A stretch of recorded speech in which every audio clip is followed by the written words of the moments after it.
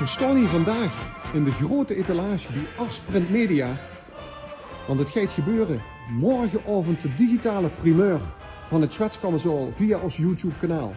En zaterdag, hier zit ze hier staan, honderden, duizenden exemplaren van het Schwätzkamersaal en de Ulewapper bij 7500 adressen, hoes aan hoes, verspreid. Dat is natuurlijk een gigantisch aantal. En bij Ars hebben ze zelfs 2 volledige rekken nodig om die voorraad gereed te kunnen zetten. En hier zit ze hier staan, grote dozen, vuildozen, allemaal uitgesorteerd.